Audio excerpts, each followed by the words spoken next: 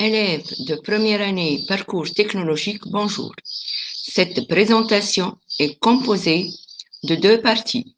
La première porte sur l'essentiel du cours électrostatique.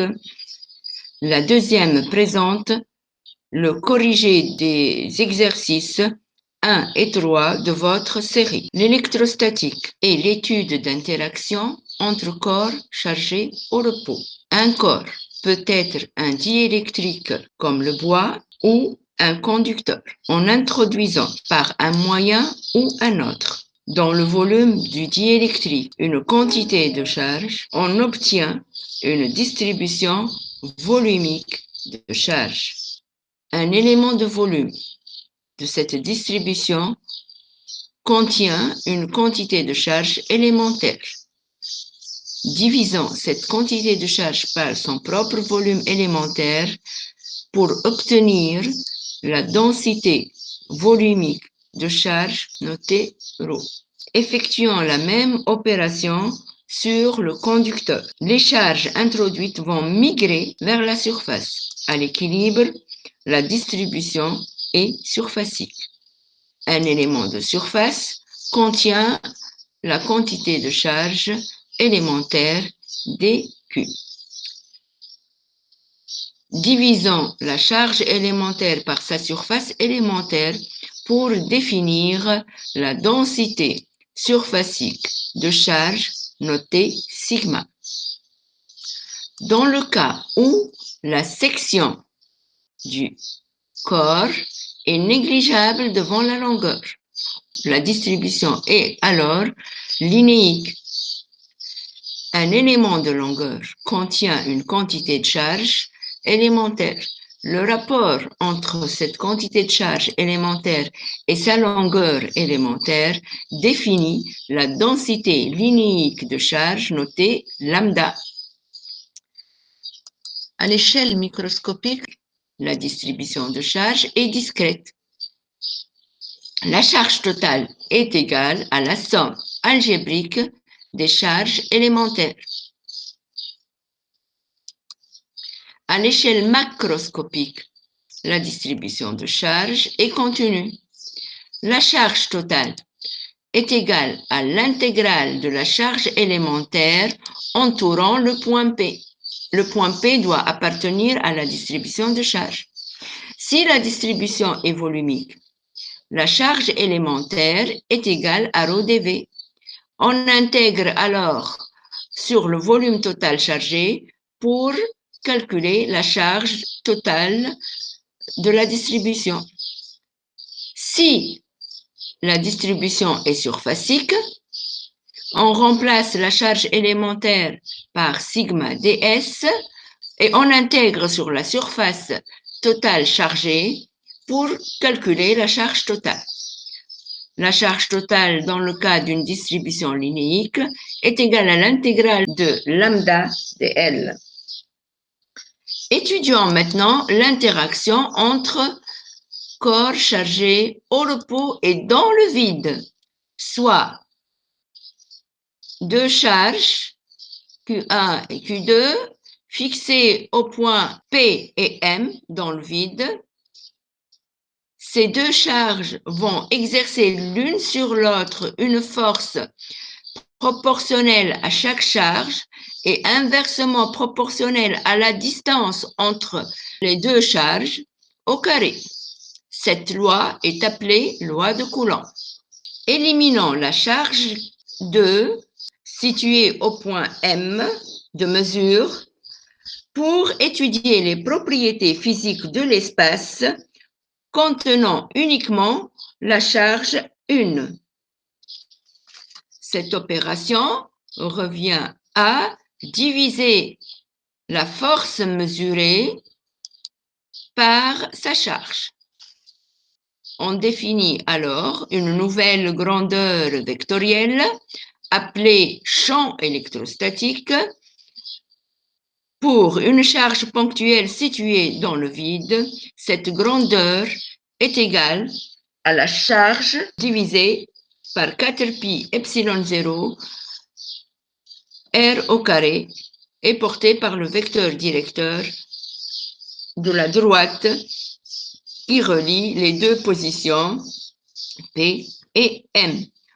On constate ici que le champ électrostatique dépend de la cause qui lui a donné naissance, qui est la charge Q1, et inversement proportionnel à la distance au carré entre position de la charge et la position de mesure.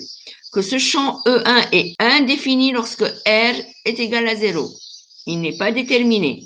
On définit les lignes du champ, ce sont les demi-droites qui sont tangents au champ électrostatique E. Dans le cas d'une charge ponctuelle dans le vide, ces lignes de champ sont les rayons des coordonnées sphériques. La force coulombienne est une force conservative, donc elle dérive d'une énergie potentielle. L'énergie potentielle qu'on va noter, U indice E, et la force coulombienne sont liées par les lois classiques qu'on a déjà vues en mécanique, qui sont la force est égale à moins le gradient de l'énergie potentielle et que l'énergie potentielle est égale à moins l'intégrale du travail élémentaire de la force coulombienne, F dr. On définit une relation qui relie l'énergie potentielle avec la charge se trouvant au point M et une autre grandeur VE qu'on appelle potentiel électrostatique, qui est déduit directement de l'énergie potentielle. Remplaçant maintenant la force électrostatique et l'énergie potentielle par leur expression en fonction du champ E, respectivement en fonction du potentiel électrostatique, on obtient les relations qui relient directement champ au potentiel et qui sont le champ électrostatique est égal à moins le gradient du potentiel électrostatique et le potentiel électrostatique n'est autre que l'opposé, signe moi, de la circulation du champ électrostatique E dr.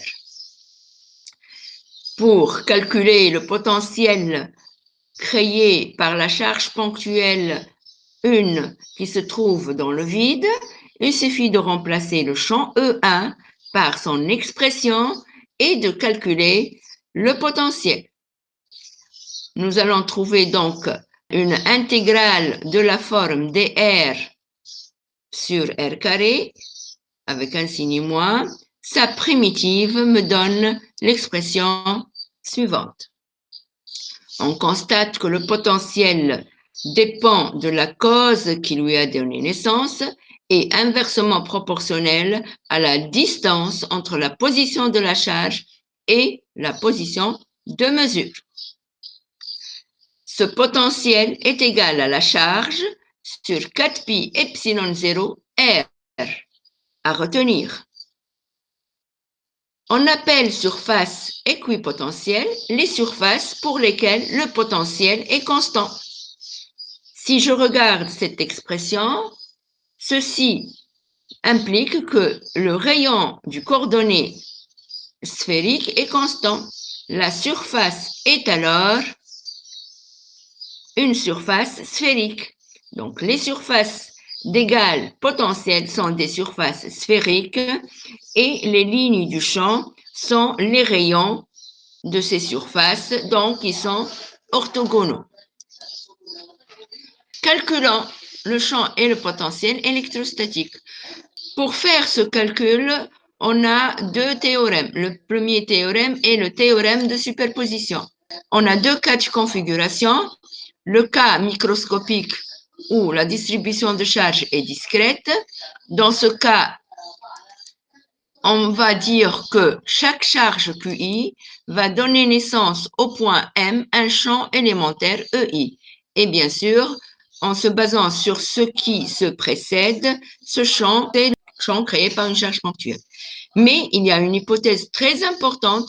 On va supposer que les charges sont indépendantes les unes des autres. C'est-à-dire, le point P va me donner le champ E au point M, ainsi de suite. Après, pour calculer le champ total, il suffit de faire la somme vectorielle de ces champs élémentaires. Maintenant, si la distribution est continue, échelle macroscopique, dans ce cas, en prenant une charge élémentaire de la distribution, entourant un point P appartenant à la distribution, on va dire que cette charge élémentaire est équivalente à une charge QI. Donc, au lieu de l'appeler Q indice I, je vais l'appeler charge élémentaire dQ, entourant un point P de la distribution. Et je vais faire la même opération. Cette charge élémentaire va donner naissance au point M à un champ élémentaire. Je vais le noter de la même façon, D, E, I. Donc, on fait la somme de tous les champs élémentaires pour calculer le champ électrostatique créé par cette distribution continue. Un autre théorème qui est très astucieux, qui permet de calculer le champ électrique dans pas mal de distributions intéressantes, qui est le théorème de Gauss. Qu'est-ce qu'il dit, ce théorème? Il dit que le flux sortant du champ électrique à travers une surface fermée quelconque vaut 1 sur epsilon 0 fois la charge Q contenue dans la surface S. Mathématiquement, ce théorème se traduit par la sorte. Le flux élémentaire, c'est E, scalaire la surface élémentaire. On intègre donc sur la surface. Mais quelle surface? C'est la surface fermée. Donc, on fait le signe du fermé. On ferme l'intégrale. Sur quelle surface fermée? Cette surface fermée, on va l'appeler surface de Gauss. Et ce calcul-là doit être égal à la charge intérieure à cette surface que divisent les propriétés diélectriques du milieu. Ici, on est dans le vide, donc c'est epsilon 0. Donc, S est appelée surface de Gauss, c'est une surface qu'on a fermée, et la charge est la cause qui a produit le champ E. Pour mesurer le champ E par ces deux théorèmes, on a besoin d'autres outils. Les outils qui vont nous aider à faire ces calculs, qui sont postulés dans le principe suivant, appelé principe de cause à effet. Lorsque certaines causes produisent certains effets, les éléments de symétrie des causes doivent se trouver dans les effets produits. Donc, ici, je peux distinguer les opérations de symétrie. Quelles sont les opérations de symétrie? Ils peuvent être des symétries de translation, pour les fils infinis, par exemple, ou bien des symétries de rotation autour d'un axe, pour les disques, par exemple, ou les cylindres, ou rotation autour d'un point. Et dans ce cas, ça ne peut être que des systèmes sphériques. Je vais faire un petit exemple. Je vais prendre un disque uniformément chargé. Voilà mon disque qui est uniformément chargé. Il se trouve dans le plan X, O, Y et d'axe Z. Et je vais effectuer une opération de symétrie. Est-ce que vous voyez quelque chose? Non. Je répète l'opération de symétrie. Je ne vois rien, donc c'est une très bonne opération de symétrie. Elle est valable. Pour voir si c'est vraiment une opération de symétrie, je vais ajouter une tâche au niveau de la distribution. Et je répète l'opération de symétrie. Effectivement, ce que j'ai effectué une rotation et donc cette distribution est indépendante de l'angle de rotation. Donc, indépendante de phi. Donc, je suis dans le système cylindrique. Et pour résoudre un tel problème, on doit utiliser les coordonnées cylindriques. Je passe maintenant au plan de symétrie. Et ce sont des plans de symétrie qui nous permettent d'obtenir les directions des effets. Si une distribution de charge présente un plan de symétrie paire, Alors, ce plan de symétrie paire est aussi un plan de symétrie paire pour l'effet causé par cette distribution. Qui sont quoi les effets ici? Soit le champ électrostatique, soit le potentiel électrostatique. Alors, dans le cas du champ électrostatique, le plan de symétrie paire pour la distribution de charge est équivalent à un miroir. Dans cette configuration, je vois que le champ parallèle au plan de symétrie paire s'additionne, alors que le champ perpendiculaire au plan de symétrie paire s'annule. Lorsque M est confondu avec M', on a uniquement la composante parallèle du champ E. La composante perpendiculaire est nulle. Une phrase clé pour le calcul de la direction du champ E est le champ électrostatique appartient au plan de symétrie paire. Plan de symétrie impair, d'antisymétrie. Si la distribution de charge présente un plan d'antisymétrie.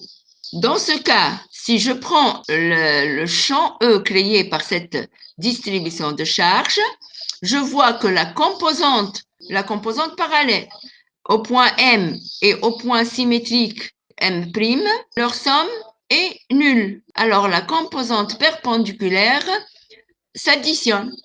Donc, dans le cas d'une distribution de charge qui présente un plan d'antisymétrie, le champ électrostatique est perpendiculaire au plan de symétrie impair. Je répète, le champ électrostatique est perpendiculaire au plan de symétrie impair.